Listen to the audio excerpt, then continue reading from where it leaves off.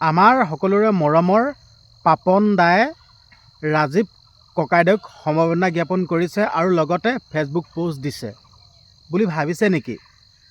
আজি ইমান কেইদিন হৈ গ'ল, কোনো খা খবৰ নাই সেই মহান শিল্পীজনৰ। আমি কিন্তু এনে মহান শিল্পীসকলৰ পৰা এনেকুৱা আশা নকৰোঁ কিন্তু দেই, সঁচাকৈ এনেকুৱা আশা নকৰোঁ। আচলতে এই মহান শিল্পীসকলক আমিয়েই শিল্পী বনাইছোঁ। আমি ৰাইজে, আপোনাৰ দৰে এজন লোকে, মোৰ দৰে এজন লোকে এনেকৈ লগ লাগি এখন ৰাইজে, ঠিক আছে, শিল্পী বনাইছোঁ। আচলতে আমি শিল্পী বুলি ভাবিছিলোঁ পাপন দা, জুবিন দা, এনেদৰে এইসকল লোকক আমি শিল্পী বুলি ভাবিছিলোঁ। কিন্তু আচলতে শিল্পী নহয় নেকি বাৰু? এতিয়া এই সময়ছোৱাত এনে অনুভৱ হৈছে শিল্পী নহয় আচলতে। যদিহে শিল্পী হ'ল হয়, ৰাজীৱ শদিয়া ককাইদেউৰ ওপৰত এটা মন্তব্য আগবঢ়ালে হয়, এটা ফেচবুক দিলে হয়, ঘৰলৈ আহিব নালাগে, ঘৰলৈ আহিব নালাগে। আজিকালি বৰ্তমান সময়ত ছ'চিয়েল মিডিয়া যুগ, ছ'চিয়েল মিডিয়াতে সকলো কথা স্পষ্টীকৰণ দিব পাৰে। অন্তত এটা ফেচবুক পোষ্টো দিব পাৰে, অন্তত দুটামান মন্তব্যও দিব পাৰে। হয়নে নহয়নে? মই কিবা ভুল কৰিছোঁ নেকি? যদিহে মই ভুল কৰিছোঁ, মোক শাস্তি দিয়ক আপোনালোকে। কিন্তু মোৰ মনে কয় মই ভুল কৰা নাই, মই শুদ্ধ কথা কৈছোঁ। বেয়া লাগি আছে মনটো। এজনটো আমাৰ মহান শিল্পীয়ে কৈয়ে দিলে যে মই চিনি নাপাওঁ, আমুক নামত তামুক নাপাওঁ। আচলতে তেনেকুৱা কথা যদি এইসকল লোকেই কয়, ইমান শিক্ষিত লোকে যদি কয়, আমাৰ নিচিনা দৰে, মোৰ দৰে অশিক্ষিত, ডিগ্ৰী নাইকিয়াটোৱেতো কথা ক'বলৈ আৰু কি থাকেগৈ আৰু। আমিবিলাকে এনেকুৱা কথা ক'লে শোভা পায়, কিন্তু এইসকল লোকে, ইমান শিক্ষিত লোকসকলে এনে কথা ক'লে শোভা পায় জানো?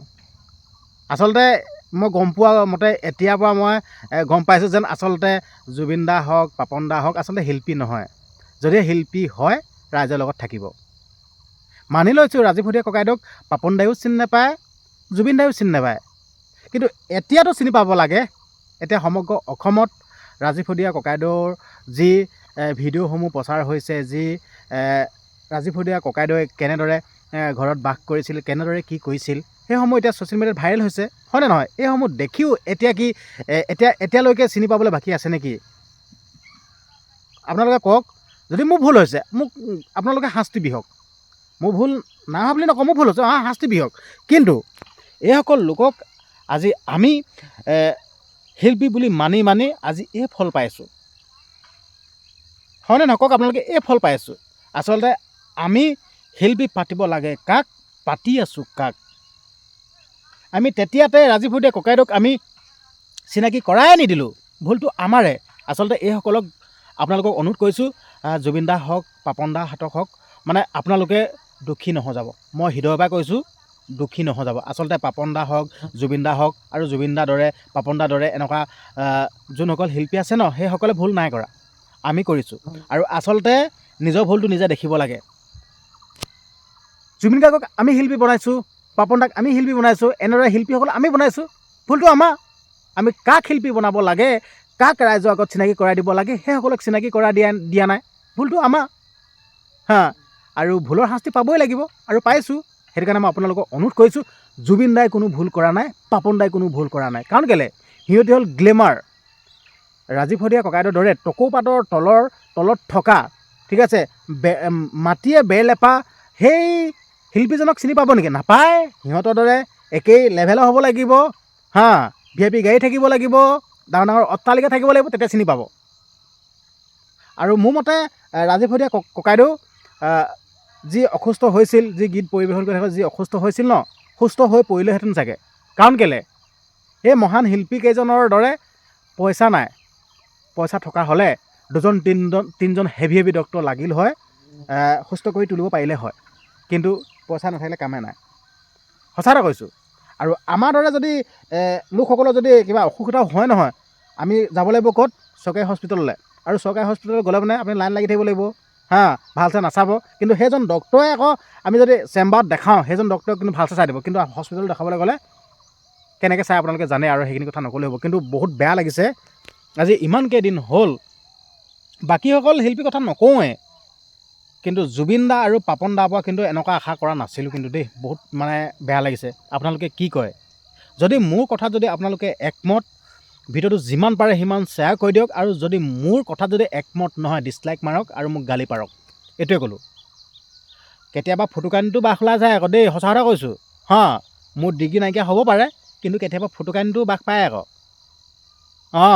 স্পষ্টকৈ কৈ দিছোঁ। চিন্তা কৰক আপোনালোকে, শিল্পী হৈ ৰাইজৰ লগত থাকিব লাগে, কিন্তু শিল্পী হৈ ৰাইজৰ লগত থকা নাই। আজি ৰাজীৱ সতীয়া ককাইদেউ কিন্তু আকৌ ৰাইজৰ লগত থাকিলে, জাতিৰ লগত থাকিলে, দেশৰ গীত মাতসমূহ গালে, হয়নে নহয়? কিন্তু এইসকল শিল্পীয়ে কিন্তু নিজৰ কথা চিন্তা কৰিলে। কেনেকৈ এটা ডাঙৰ ঘৰ বনাওঁ, কেনেকৈ এটা অট্টালিকা সাজোঁ, কেনেকৈ এখন VIP গাড়ী কিনিব পাৰোঁ, কেনেকৈ আনতকৈ হেভিকৈ এটা অট্টালিকা বনাব পাৰোঁ, কেনেকৈ আনতকৈ এখন দামী গাড়ী কিনিব পাৰোঁ, তেনেকুৱা চিন্তা কৰিলে। কিন্তু আমাৰ ৰাজীৱ সতীয়া ককাইদেউ কিন্তু তেনেকুৱা চিন্তা নকৰিলে। ৰাজীৱ সতীয়া ককাইদেউ যদি তেনেকুৱা কিবা চিন্তা কৰিলে হয়, আজি ৰাজীৱ সতীয়া ককাইদেউকো সকলোৱে চিনি পালে হয়, ৰাজীৱ সতীয়া ককাইদেউ এটা অট্টালিকা থাকিল হয়। সঁচা কথা কৈছোঁ। আৰু মই আপোনালোকক সকলোকে মই কৈয়ে থাকোঁ, ভিডিঅ' প্ৰস্তুত কৰিলে মই কওঁৱেই, আচলতে মোৰ কোনো ডিগ্ৰী চিগ্ৰী নাই। মই এটা খেতি কৰা ল'ৰা। আপোনালোকক দেখাই দিছোঁ। ছবিয়ে কেতিয়াও মিছা কথা নকয়। চাই লওক, এখন মুকলি পথাৰ দেখাই দিছোঁ, চাই লওক। এখন মুকলি পথাৰ, এইখন চাওক। তো এইখন মুকলি পথাৰ আৰু লগতে হাইখন পাহাৰ। ৰ'ব মই 1 মিনিট উঠি গৈ পিনে আপোনালোকক পাহাৰখন ভালকৈ দেখাম দেই। এইখন মুকলি পথাৰ আৰু লগতে হাইখন পাহাৰ। আচলতে মই এটা খেতি কৰা ল'ৰা, মই খেতি কৰি খাওঁ। আমি যেনে তেনে দুবেলা দুমেথি খেতি কৰি পইচা উপাৰ্জন কৰি যেনে তেনে আমি ঘৰখন চলোঁ। আৰু আমিও সেই ঠিক একেদৰে আমি বিলাসিতা সপোন নেদেখোঁ। আমি ভালকৈ সুস্বাস্থ্য কামনা কৰোঁ, আৰু লগতে মা দেউতাৰ লগত মিলিজুলি থকাটো বিচাৰোঁ, আৰু মানে ভালছে থাকিব বিচাৰোঁ। কিন্তু আমি বিলাসিতা এইবিলাক আশা নকৰোঁ। কিন্তু হ'লেও কিছুমান কথা বেয়া লাগে। আপোনালোকক দেখাইছোঁ, সেইবোৰ কথা বাদ দিয়ক। চাই লওক, সেইখন পাহাৰ দেখিলে? কিমান এখন সুন্দৰ পাহাৰ। তো এইখন পাহাৰৰ কিনাৰতে মোৰ ঘৰ। বুকুত ৰাতি ক'ব পাৰোঁ, পাহাৰৰ কিনাৰত মোৰ ঘৰ। আচলতে মোৰ লাজ নালাগে দেই। মই যদি আজি ভিক্ষা কৰি খালোঁ হ'লে যদিও মই ক'লোহেঁতেন যেন মই এটা ভিক্ষাৰীহে দেই, মই ক'লোহেঁতেন, সঁচা কথা কৈছোঁ। মোৰ লাজ নালাগে। মই আজি খেতি কৰি খাওঁ। মই ডাইৰেক্ট আপোনালোকক স্পষ্ট কৈছোঁ, মই খেতি কৰি খাওঁ। মোৰ কোনো ডিগ্ৰী নাই, মোৰ ডিগ্ৰী নাই, মোৰ পঢ়া শুনা একোডাল নাই। যেনে তেনে চাইনটো মাৰিব জানো, পঢ়া শুনা একোডাল নাই, সঁচা কথা কৈছোঁ। কিন্তু হ'লেও ভাৰতীয় নাগৰিক বাক স্বাধীনতা আছে, কথা কোৱাৰ অধিকাৰ আছে। আচলতে বেযুক্তিত নকওঁ, আৰু যোনকেইটা কথা কওঁ হয়তো কোনো ইলিগেল কথা নকওঁ, আপোনালোকে নিশ্চয় গমেই পাইছে। কিন্তু কথা কোৱা অধিকাৰ থকা বাবে মই কথা কওঁ, সঁচা কথা কৈছোঁ। চাই লওক, আকৌ দেখাইছোঁ আপোনালোকক। সেইখন পাহাৰখন চাওক। পাহাৰে কেতিয়াও মিছা কথা নকয়। এইখন যেন পাহাৰ হয়, এইটো কোনো ফেক নহয়। চাই লওক, এইখন পাহাৰ, কিমান এটা সুন্দৰ পৰিৱেশ। আমি গম পাইছে নাই?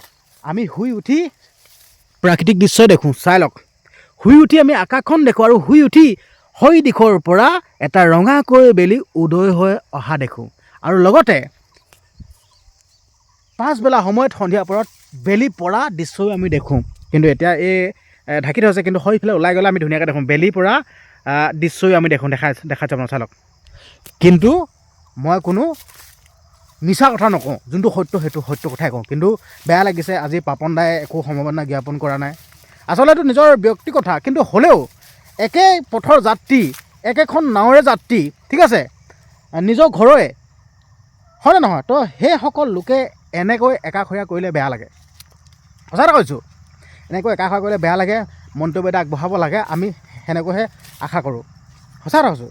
আজি হয়তো ৰাজীৱ সতীয়া ককাইদেৱে এইখন চৰকাৰৰ হয়, মানে এইখন চৰকাৰৰ বিকি হ'ব নোৱাৰিলে, মানে চৰকাৰৰ গোলাম হ'ব নোৱাৰিলে চাগে। সেইটো কাৰণে আজি ৰাজীৱ সতীয়া ককাইদেউক এনে অপমানিত কৰিছে। আচলতে এইটো বেয়া লাগিছে, সঁচা কৈছোঁ। আৰু আমাৰো কিছুমান ভুল আছে বাৰু, এইটো ভুল নাই বুলি নকওঁ। আমি আচলতে কাক আচলতে আমি ৰাইজৰ আগত পৰিচয় কৰাই দিব লাগে তাক নকওঁ, কিন্তু আমি চকুৰালীক কৰাওঁ, ঠিক আছে। 1 নম্বৰত আমি চকুৰালীক কৰাওঁ, আৰু স্পাইল পটেটক কৰাওঁ। এনেকুৱা কিছুমান আমি ভাইৰেল কৰাওঁ। আম টেঙা 3টা, নেমু টেঙা 3টা, সেইবিলাক আমি ভাইৰেল কৰাওঁ। কিন্তু আমাৰ গাঁৱতো দুখ আছে, আৰু নিজৰ দুখটো চাবলৈ জানিব লাগিব, তেতিয়া সকলো ঠিক হৈ যাব। আৰু জুবিন দাৰ কথা কৈ আছে, জুবিন দাক এনেকৈ বয়কট কৰিছোঁ, আমুক কৰিছোঁ। দেখিম নহয় আপোনালোককো কিমান বয়কট কৰিব পাৰে, কি কৰিব চাওঁ।